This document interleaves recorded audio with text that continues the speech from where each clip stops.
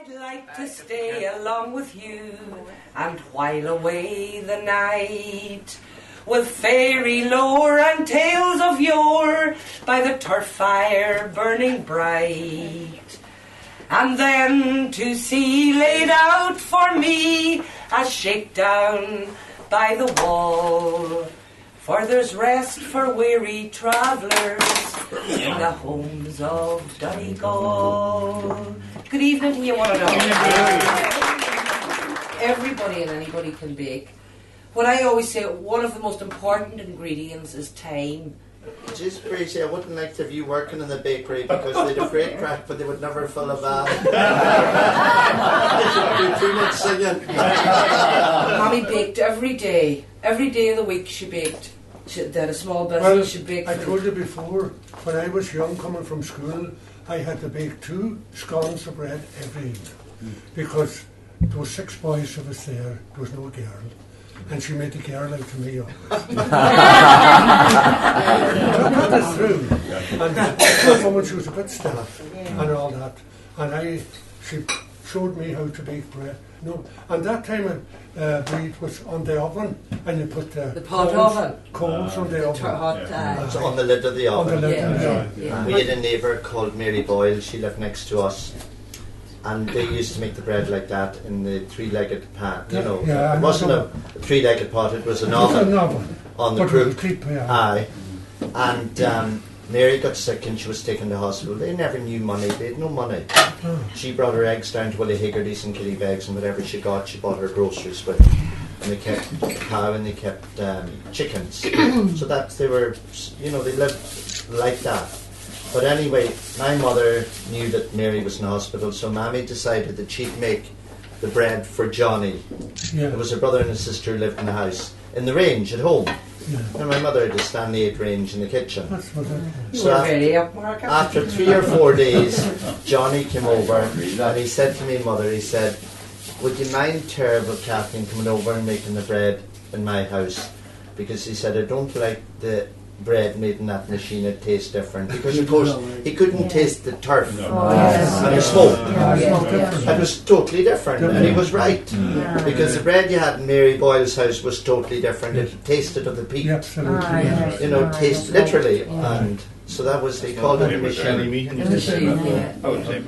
Of course, I'm sure you all know the Campbells.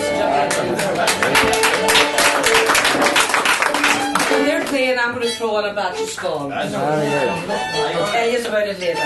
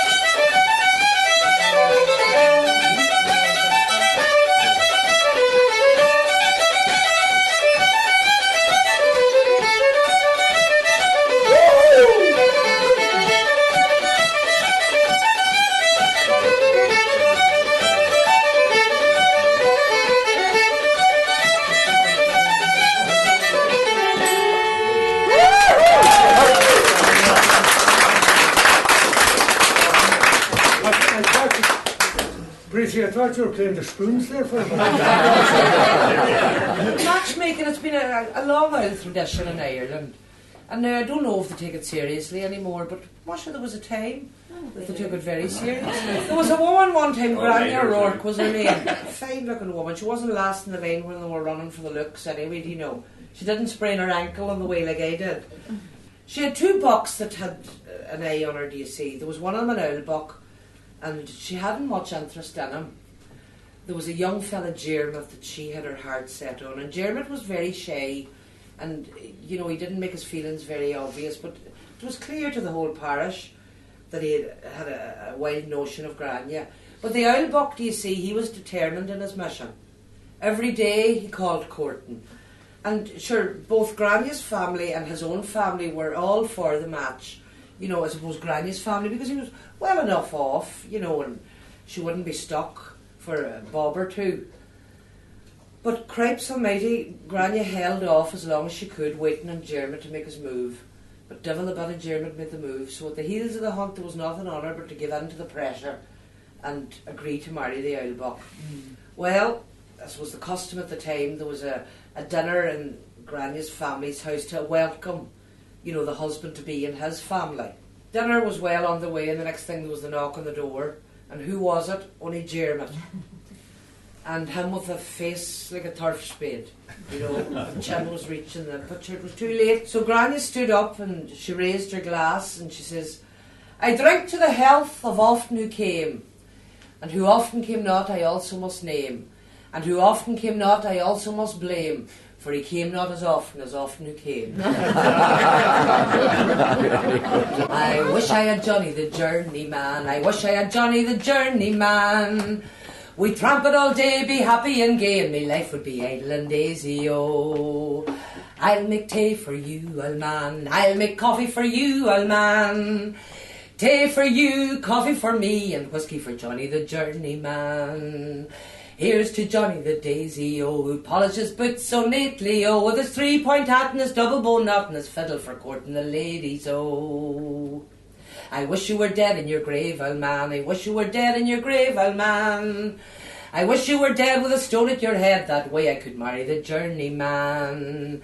There's soup in the pot for us, old man, soup in the pot for us, old man. Soup for me, the bones for you, and the chicken for Johnny the journeyman.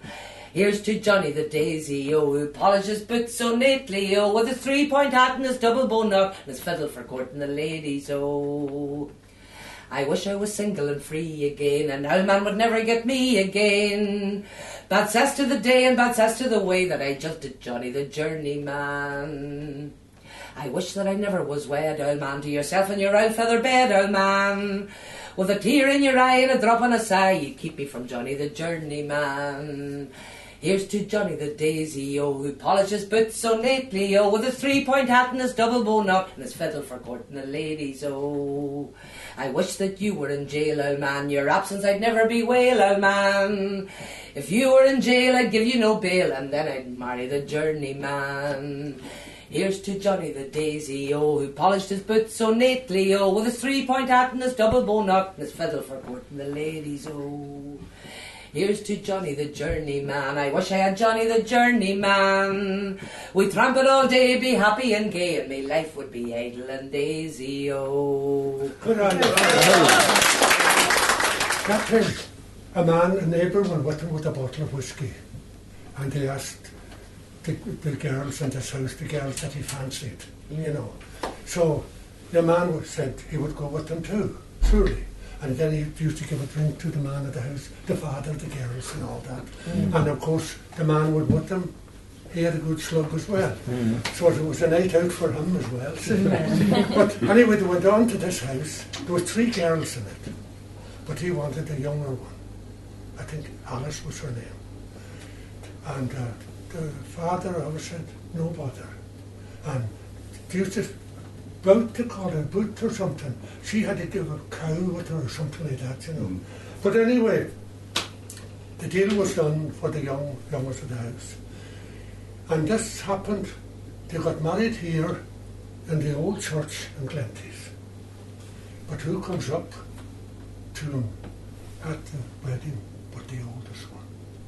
Because father, that time you had to be careful, they wanted to get rid of the oldest one in case you wouldn't get rid of it.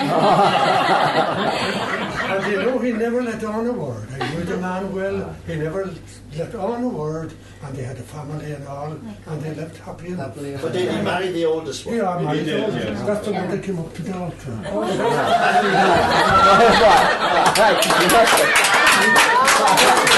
I was told by me aunt, I was told by me mother, that going to a wedding would soon bring on another. Well, if I thought that, then I'd go without a bidding. For all from me heart, I'm just longing for a wedding. Mush a ring do a daddy, ring do a day. And my sister Annie, and she's younger than I am, she has so many sweethearts, she's going to deny them. But as for myself, well, I haven't got so many, and all from my heart I am longing for any. Mush a ring do a daddy, ring do a day. And my sister Ellen, and she's not yet forsaken, at the age of 17 a bride she was taken. At the age of 19 she had a son and daughter, and I'm sweet 40 and I've never had but a ring do a daddy, ring do a day.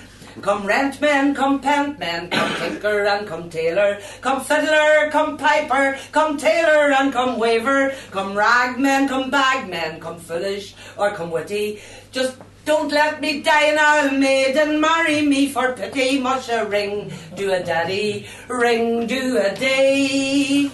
And now to conclude, I give thanks to a neighbour who introduced me to a black chimney sweeper. He says that he loves me and that he'll never leave me, and I'm quite happy with my black chimney sweeper. Mush a ring do a daddy, ring do a day. I remember coming home once, my poor late sister Mary, she was soon to be married, and I was telling Mary that, you know, maybe we'd have a marquee, and she'd never heard that concept of a marquee. So I had to explain to her what a marquee was, that you'd put it up in the garden and have the wedding out there. And she couldn't figure that out, and she said, and how does it work then? Well, I said, you would have food in that out in the garden, in the tent, as it were. And she said, and what about the she said, I said, then you'd have a walkway into the house and they'd come in and go to the toilet. And she thought about it for a while, but this is the truth. And said, oh, she said, you know, over in my house, you know, we eat in the house and we go to the toilet in the garden. So what you're saying is you're all going to eat your dinner out in the garden. You know what that is. And she wasn't being rude. She was actually being very honest about it. You know. I'm simply surrounded by lovers since my dad made his fortune in land. They're coming around like the plover stacks for me hand. There's clerks, policemen and teachers. Some sandy, some black as a crow. Ma says you get used to the creatures, but ach, I don't know. The convent's all in a commotion to think of me taking the vows. They wonder having the notion of taking the vows. It's a quiet life and it's pleasant, and it keeps you from going below. As a girl I thought I might try it, but ach, I don't know. I've none but myself to look after, and marriage, it fills me with tears. I think I'd have more of the laughter and less of the tears. I'll not be a slave like my mother, with 6 of us all in a row. Even one little baby's a bother, but ach, I don't know. There's a lad that's taken me fancy. I know he's a bit of a lamb. And though marriage is terribly chancy, I chance it with him. He's coming tonight, oh, I tangle from the top of my head to my toes, and tell him I'd rather stay single, but ach, I don't know. No, pull up. An old farming couple, he'd never been away in their lives, ever. So anyway, in there, she was nearly 80 and he probably was a bit more. But then they decided to go to Salt Hill for a weekend. And away they went. And sure, she'd never been away in the entire time they were married. So they went away and they had a grand time. And lo and behold, they weren't long back when the poor man died. It was very sad. But all the neighbours came to the wake. and they sung, and without fail, each and every one of them said as they were leaving, Jesus, Mary, he's looking terrible well that few days away in Salthill.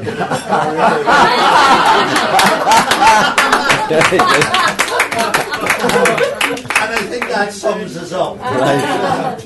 Because I find myself now, if I go to a wake with my mother, I find myself, I used to laugh at her when I'd heard her say this. Now I find myself saying, oh, you know what, John, your wife looks lovely. And her dead, you know. And then I might say, no, why did you say that? And then, you know. It's just nerves. And if I want to annoy my mother, she still has a few very elderly relatives around.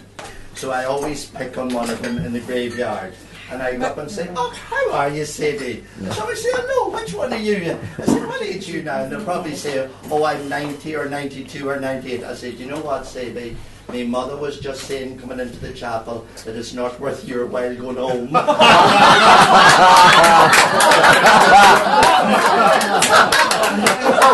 And my mother,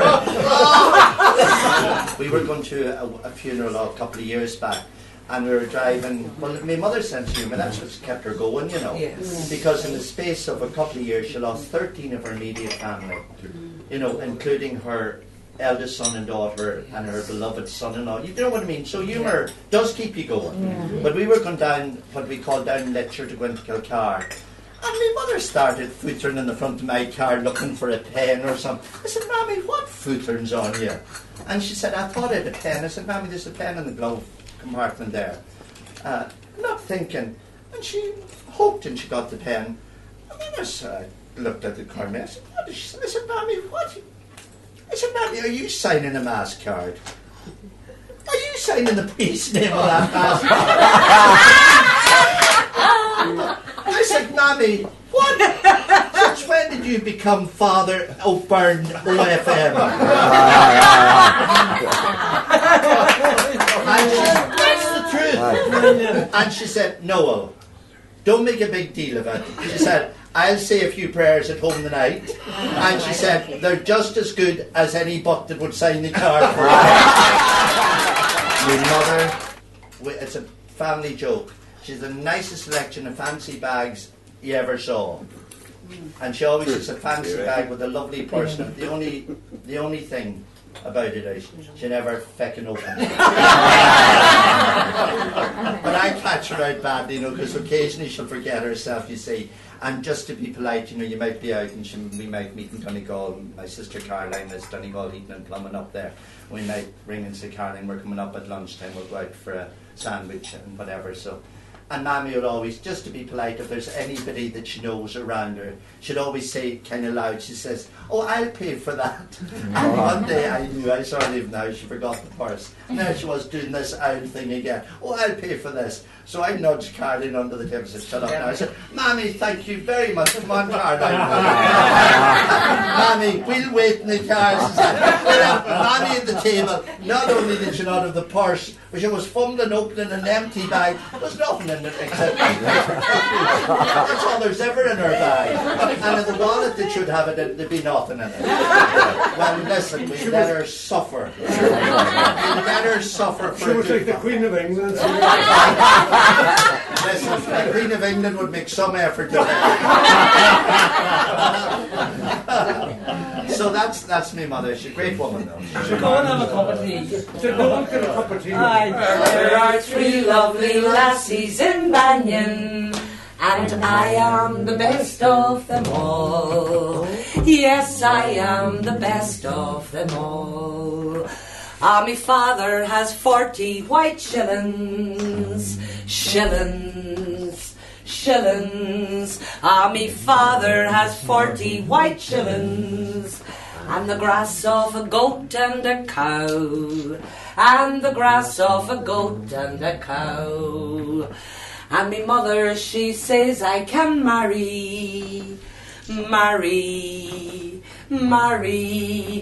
me mother, she says I can marry. And she'll leave me her bed when she dies.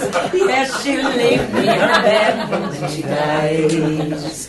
So I'm taking me shoes to be mended. mended, mended. So I'm taking me shoes to be mended, and me petticoat to be dyed green, and me petticoat to be dyed green.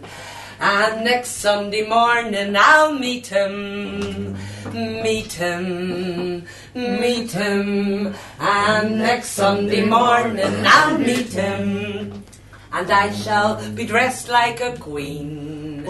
Yes, I shall be dressed like a queen. There are 3 lovely lassies in Banyan, Banyan, Banyan. There are 3 lovely lassies in Banyan, and I am the best of them all. Yes, I am the best of them all. Woo! You bake? No. Did you ever bake? No. Did you grow up at home baking? I did. Yeah. Tell me, what does it feel like? It feels like... And what? Keep it clean. Do you know what? I have done some rare things in my life. But to be down in Glenties, this dog, feeling something in a bowl. I might join you. You want to feel this? No, thank you. Now, what do you want me to do now? I want you to tell us what it feels like. It feels like sugar and velvety and soft Velvety and flowery and soft. and gorgeous. Yeah. Oh, now, will you hold your hands like that Yeah. over the bowl? Close your eyes. Oh my. Does that put you in mind of anything? The fingers wide. First finger hold up. Does that put you in mind of anything? No? Raindrops? Yeah. Yes. You're quick. Raindrops. I don't know whether it's quick or not. I'm trying to think of anything to get me to sit down again. You know what? No, I'm coming up. I wouldn't get tired of kicking you. Do you actually bake? Do I bake? Aye. Yes, I You bake. have a passion about baking. My mother, as I said earlier, she baked every day. They had a small business, and she baked for the customers as well. But I mean, every day she baked homemade bread for the family. We sat down together, despite the business going on. We always ate our meals together, you know. And growing up, getting involved, and you know, from I was knee high to the ground. Listen, I'm the one supposed to be interviewing you. Well done, Noel. You keep going, Jared. I'm sure you did that as a child yourself. Your mother baking, and there'd be a wee bit of dough left, and Oh, roll yes, it, all of that kind of cook crap. it, Yeah. you know. And the songs and the stories. Like many's the time, Noel, with her hands covered in dough, she'd swing me round the kitchen in a waltz, or you know, she sang. She was a singer as she worked, you know, and it was recognising that children in general today don't experience what I experienced as a child that prompted me to start to. It wasn't good for the suit too. Pardon? It wasn't good for the suit when you were dancing around. I'll have you in a minute, boy. We'll see when I'll get the flower prints on you. And you grew up, and she did the baking, and It wasn't as... You make it all very idealistic and yes, all that. no. My mother probably didn't have time to dance around the kitchen and that, because Yeah. there was 6 of us, and my father was out on the farm, and Yes. you know, it was a case of needs must, because the devil drives. Yes. You know, she had to bake the bread at a specific time in the morning, otherwise you wouldn't get it done. Yeah. You know, and there was a certain time of the day, I suppose, that the range was hot. Yeah. You know, that you would have the lunch on the top, and you would have the oven hot for doing the baking, and that would be about it. Yeah. And as I say, A routine. a routine, yes, and also practicality. Yes. You know, that That's when the temperature was high on the thing, you got You did everything. you got as everything much as done. you could. Oh, they're actually cooking. Isn't that fantastic? You see, no, but you see, I honestly thought, I didn't know this in television and everything's fake. I was watching you and I thought you were just cloustering away. I didn't even think the eggs were real. And I thought from where I was sitting that was a microwave oven. And I thought, what, you putting the bread in there for you never baked in a microwave. And now I see it's a wee proper oven. Yes. No, and you see, it just goes to show you We how have much we've electricity all advantage, lost. you know. No, we've lost so much. Yes, yes. But honestly, I have to say, it's extraordinary that how you would quickly remember things from your childhood. I went away to school, so I lost a big part of that Donegal magic. You went to boarding school? Yes. Right. But at home, and my father and his people and my mother and her people, you know, they would have big nights. You know, there'd be people coming in at the weekend and play the fiddle and chat and tell stories and all that. And you know, that kind of a way, you see that here tonight. It's amazing how it would quickly come back. Yeah, yeah.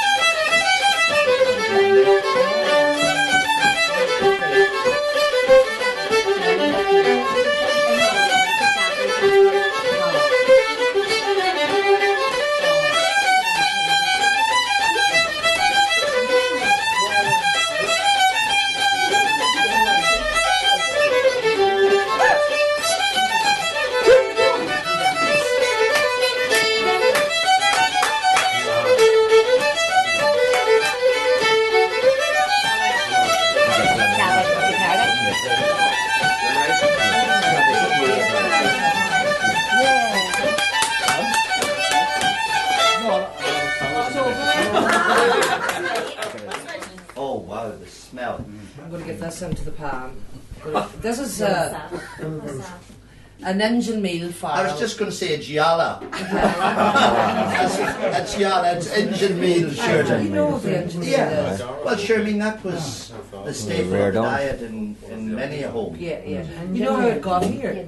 The maize. Yeah. It was during the time of the famine. Yeah. The tribe of Native American Indians, called the Choctaw tribe, they were so moved by the stories of our suffering that they sent shiploads of maize to help with the famine relief here. Amazing act of generosity for the time. Without a doubt. And like, you went to boarding school. Yeah. And after that, Well, I suppose really I was always very lucky. You know, I was always very lucky in life because I indulged my own passion. I went round the world about 4 times. yes, And I've been to the 4 corners of the earth. And I've always been lucky insofar as I never worried too much about money. Because I have no great urge on money. yes. And maybe because I have no responsibility insofar as I don't have to worry about anybody but myself. I'm still trying to get that feckin' Cruise ships you travelled around. That was part You of it. worked on the cruise ship. I did, but you see, I suppose there was a part of me running away from myself too. But on the cruise ships it was ideal. I've seen and met the most extraordinary people, from princes to paupers.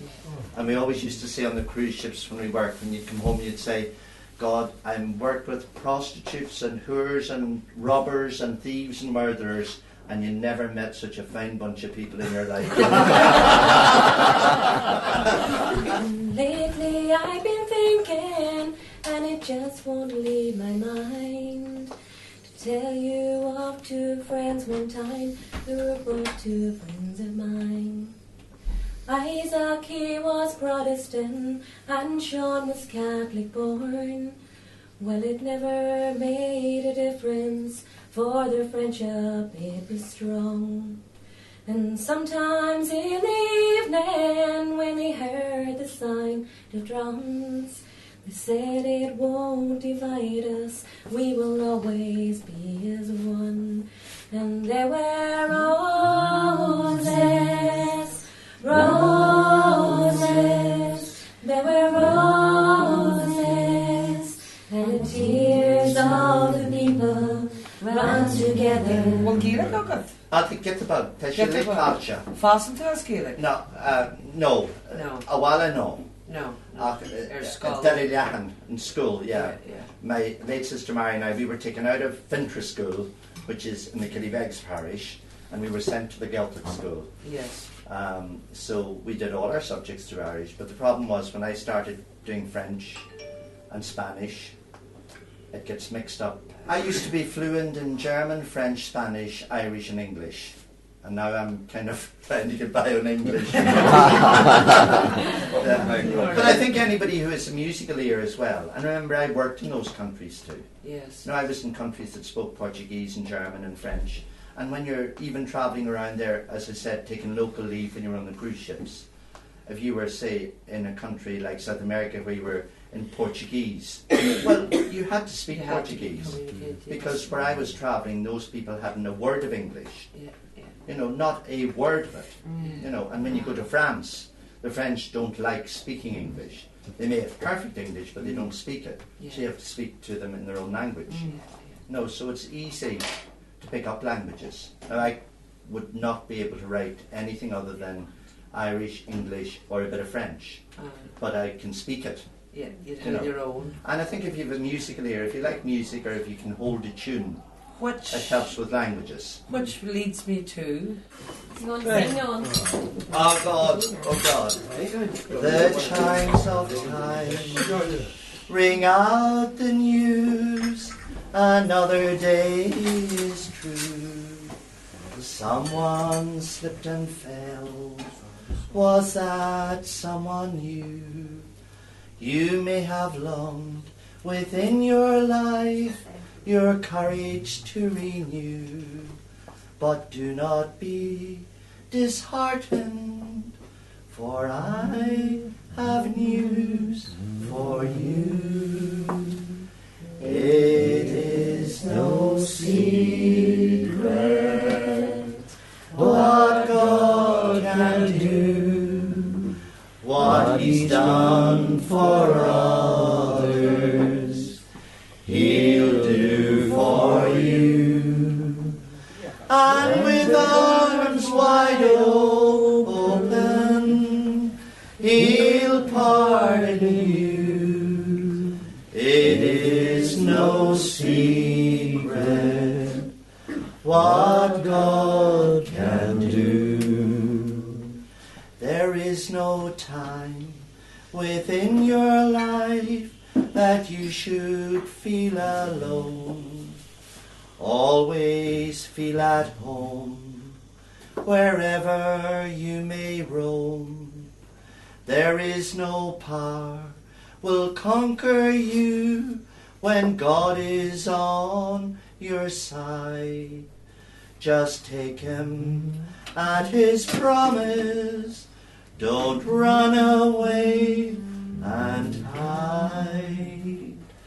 It is no secret what God can do, what He's done for others, He'll do for you. And with arms wide open, He'll pardon you. It is no secret what God can do. That's it.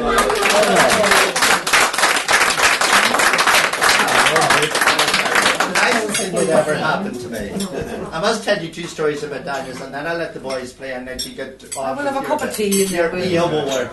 But two friends of mine from Killybegs were up in, they were in a bar in Dublin, We were up for the weekend, and the people next door to them heard them speaking. They said, "Oh, are you from Donegal?" They said, "Oh, we are. We're from Donegal, surely." And they said, "Oh, we heard the accent." He said, "Are you from Noel Cunningham country?" Oh, very good. All right. And I thought, I did it. It only fucking happened once. So don't spoil it on me.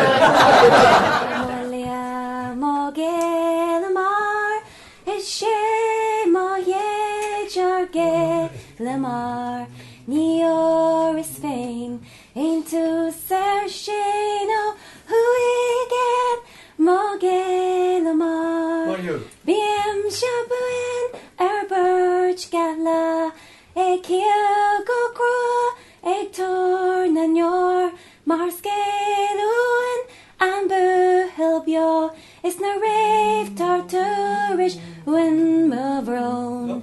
Ishemolia Mogelamar Ishemoyechar Gelamar Nior is Spain into Sershano Huigan Mogelamar. I can't remember the rest.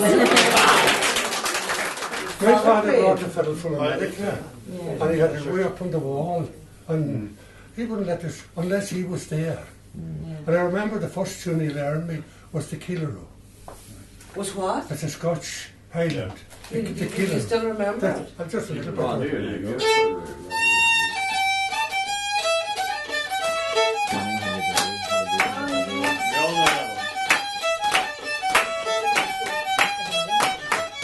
That's the first tune.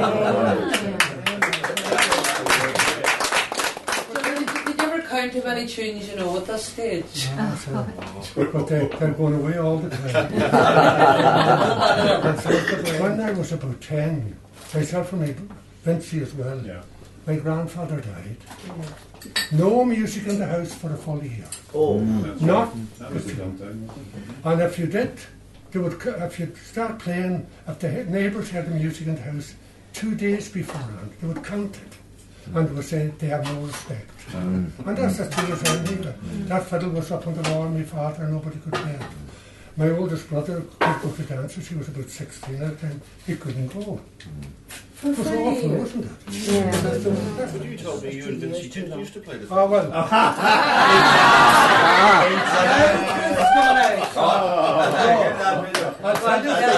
you better go and help Breezy with the song. She could get a skate of a fiddle bow. You're not too big yet to get a song. Well, I tell you what he means now. You see, my mother used to go up to feed the hens, way up behind the house. And the creature, she was a bit stiff too, that time. And Vinci and I used to, the fiddle was over the table. And when we got her out and way up, the two of us be up on the table and take down the fiddle. And you want to see the fighting on the table, you know, she'll be back, you know. That's what he means now. Yeah. So that's you ever caught?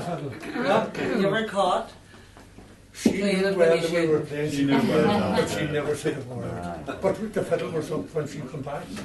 Oh yes, the fiddle was up. You've all heard of John Doherty, the great fiddle player. Had you met him? John Doherty? Yeah. He stayed in our house. He stayed in your house. John was before his time with music. He was like a computer, the tunes.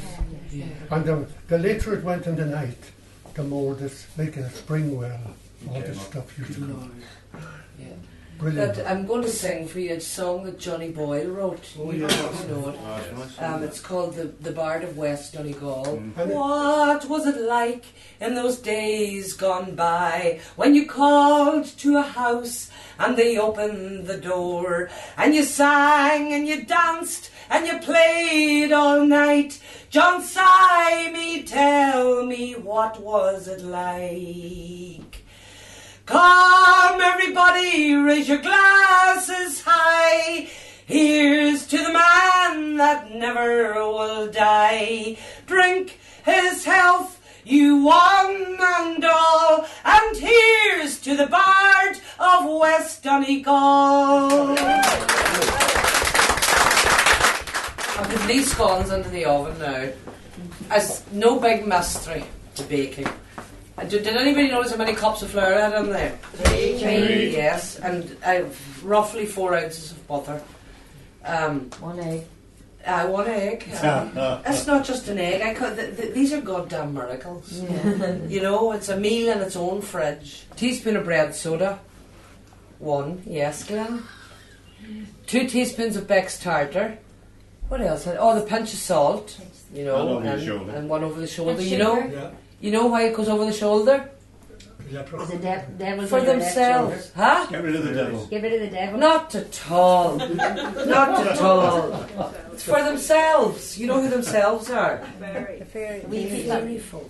I'd had 40 winks, about an hour had passed before I opened my eyes again at last. And there, to my surprise, before me very eyes, the pixie sat upon the grass. Well, how do you do, says he, and do you like me hat? And it comes off his head and onto mine. The pixie then bows low, and he disappears. Sure, he's laughing all the time. Well, I feel fine and bold, and red and green and gold. I feel a handsome sight for to behold. But when I got home, and down the street did roam, I was embarrassed to be told 'twas made of 2 dock leaves and stitched with horse's hair. 'Twas a strangely sight for to behold. And from the point of it there dangled acorn shells, and neither made no sound at all. That's the Pixie song.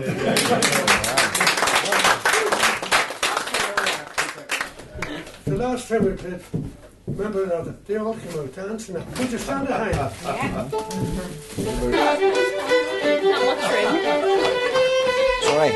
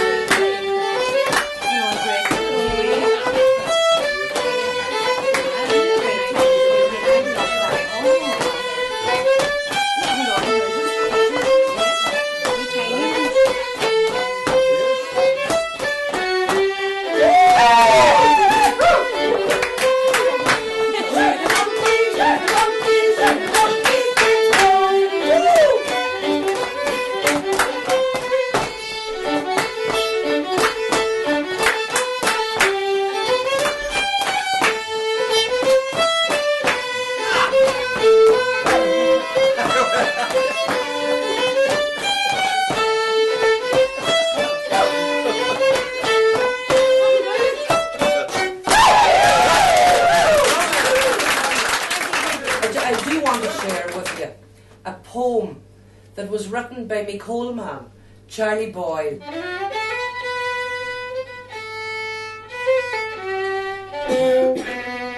The trickle of tears from the corner of sore eyes etches its way. Vision blurred, strong hands of life's toil envelop grandchild's shoulders. Warmth exudes. Unsteady but proudly he walks on into Glenties. A lifetime's energy finally faltering. But I remember long ago a power of strength. After a day's work, unselfishly turn the soil in the fields at Teddy Jimmy's. the long drills dressed and manured, ready for April seedlings. And I running barely visible above the rushes of the nun's field with his flask of tea and homemade bread. On an upturned bucket, paring slivers of its walnut plug. This April evening transformed by a dog doing hula hoops in the ridges and a scaldy little crew cut shouting, "There's a wildfire in Rosie Guller's chimney." Cradled in the loop of tired arms, we ate and watched the smoke disappear out over altar. By candlelight, I heard the music tone of milk on empty pandy, the crunching sound of hay being eagerly chewed. The saddest eyes inspect the milker's hands, the warm breath of snortling nostrils, silhouette against the darkness of the dismal light. By candlelight, Dad, I watched and loved it.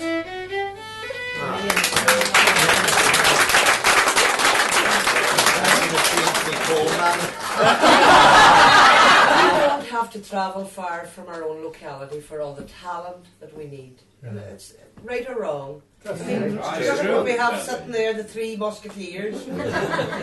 I was dreaming of old Ireland and Killarney's lakes and fells.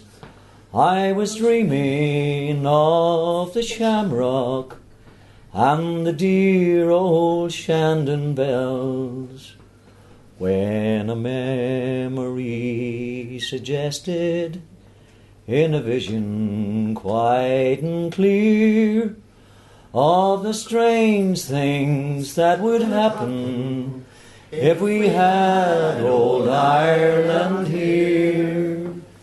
If the Shan bells stood out on Sydney Harbour and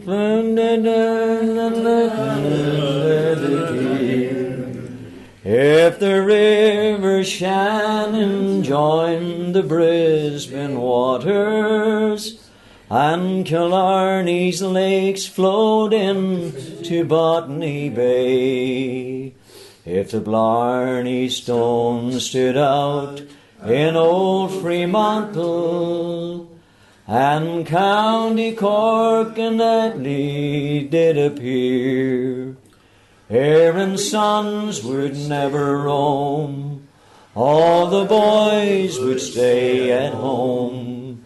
If we only had old Ireland over here. Shanawil.